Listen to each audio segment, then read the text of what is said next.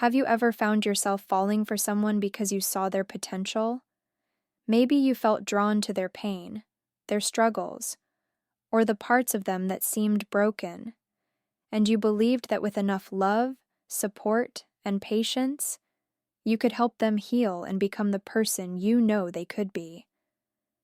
It's a powerful feeling to think you can save someone, to believe your love might be the missing piece that transforms their life. But here's the hard truth. Trying to fix someone isn't love.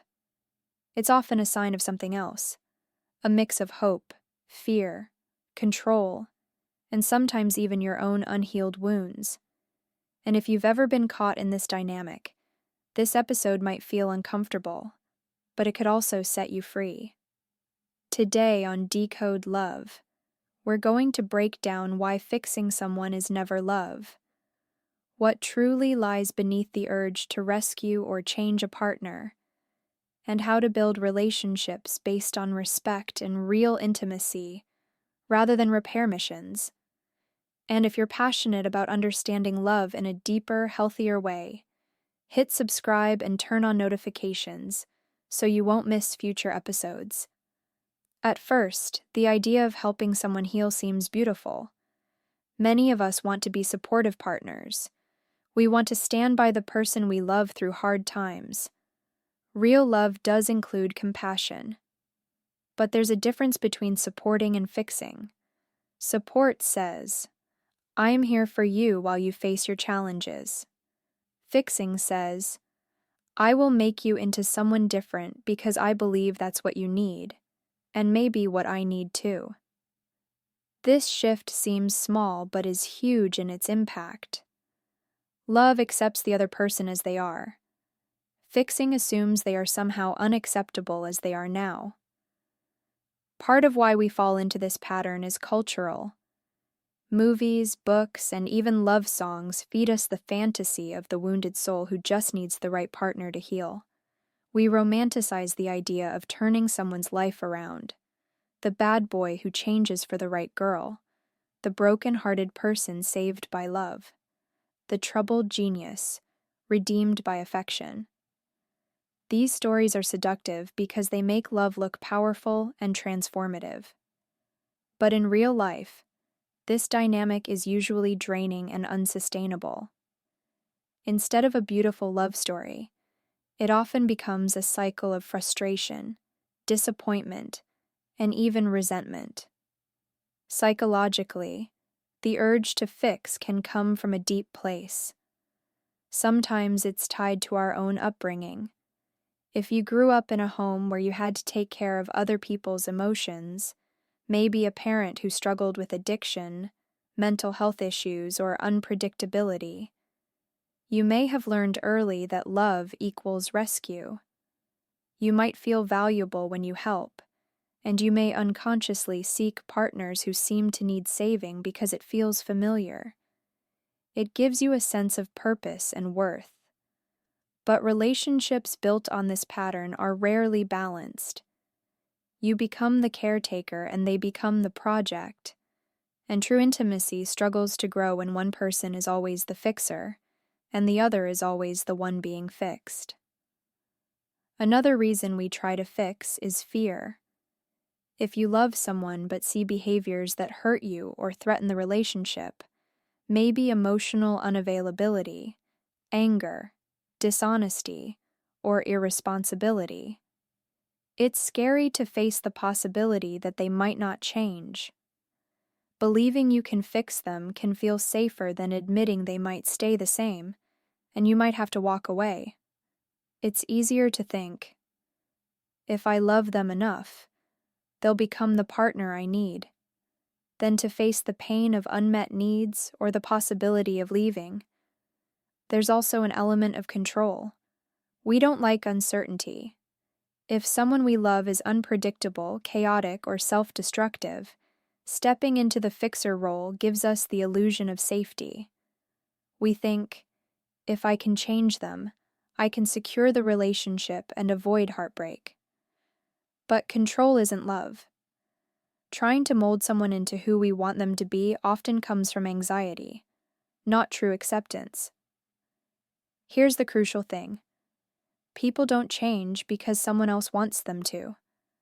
They change because they choose to. Real transformation requires self-awareness and internal motivation.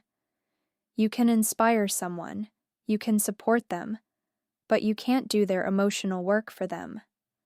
When you try to, you often end up over-functioning, taking responsibility for their growth while they underfunction and stay stuck. This creates imbalance and frustration. You may feel like you're pouring yourself into them and getting little in return. Over time, that dynamic erodes respect and attraction. Fixing can also mask a lack of boundaries.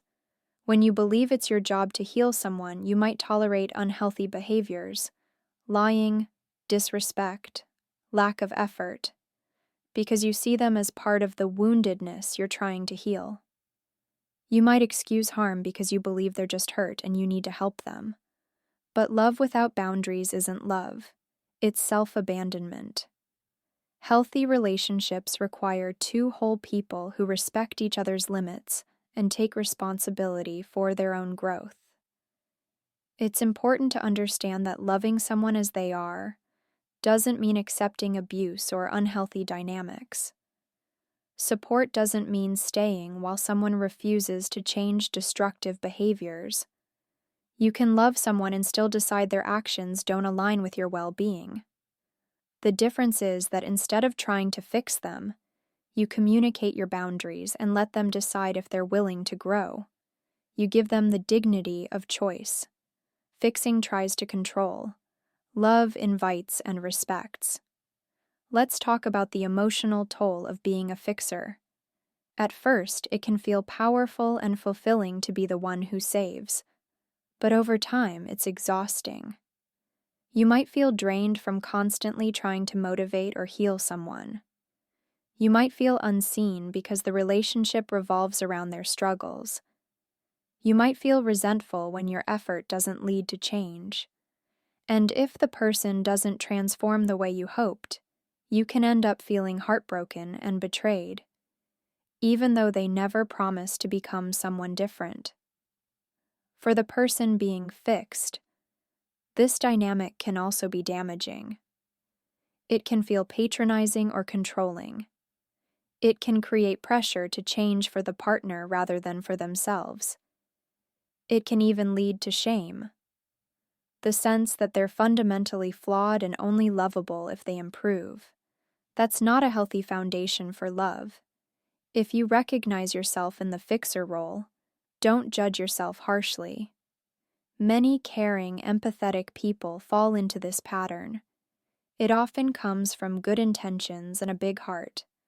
But good intentions don't always lead to healthy relationships. The first step is awareness, noticing when you feel compelled to rescue or change someone. Ask yourself why. Is it because you're afraid to lose them? Because it makes you feel valuable? Because you don't trust that they can take care of themselves?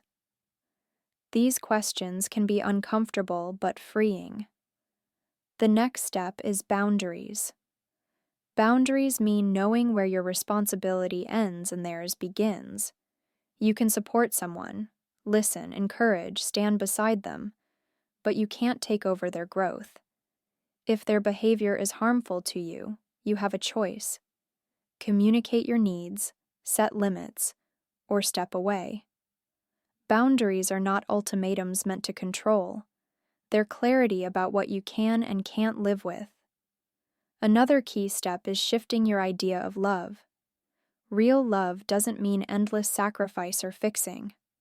Real love means two people showing up as whole, imperfect humans, both responsible for their own healing, both willing to grow, but neither trying to be the other's savior.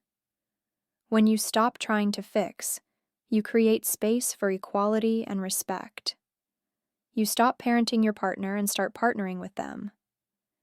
If you're currently in a relationship where you've been the fixer, change is possible, but it requires honesty. You can start by having a vulnerable conversation. sharing that you've realized you've been taking on responsibility for their growth and that you want a healthier balance. It might be scary to step back and let them take ownership, but it's essential if you want a partnership built on mutual respect rather than rescue. If you're dating, pay attention early on to whether you feel drawn to people who need saving. Attraction isn't always a sign that something is good for us. Sometimes we're attracted to what's familiar, even if it's unhealthy. If you find yourself repeatedly drawn to partners you want to fix, it might be worth exploring where that pattern comes from. Perhaps in therapy or through self-reflection. Learning to choose partners who are emotionally available and responsible for themselves can change everything. And if you're the one being fixed, reflect on how it feels. Do you feel accepted, or do you feel pressured to change to earn love? True love should feel like safety and support, not like being under constant renovation. You have the right to grow on your own terms and to be with someone who loves you as a whole person, not just as a project. One of the most freeing truths about relationships is that you don't have to save anyone to have deep love. In fact, the healthiest love happens when two people meet as equals, both working on themselves, both respecting each other's autonomy. Growth can happen in love, but it's self-driven. You can inspire each other, challenge each other, and hold space for healing. But you cannot do the work for someone else. So if you've been caught in the fixer trap, take a deep breath and give yourself permission to step out. Your worth doesn't depend on saving anyone. You deserve love that's reciprocal, not one-sided. You deserve a partner who takes responsibility for their own healing and meets you in the middle. And if you've been hoping someone will change if you love them enough, consider this. Real change only lasts when it comes from within. Love can inspire, but it cannot force transformation. Remember, compassion is beautiful, but it's not the same as losing yourself in someone else's problems. Boundaries and acceptance are what make love sustainable. Healthy love says, I see you, I accept you, and I want to walk beside you. But I trust you to do your own work. That kind of love creates space for real growth and real intimacy. If this episode resonated with you, subscribe to Decode Love for more insights on building healthy relationships, understanding emotional dynamics, and loving without losing yourself. Share this video with someone who might need to hear that fixing isn't love, and let me know in the comments if you've ever felt caught in the fixer role. Together we can build relationships based not on rescue but on respect, connection, and true love.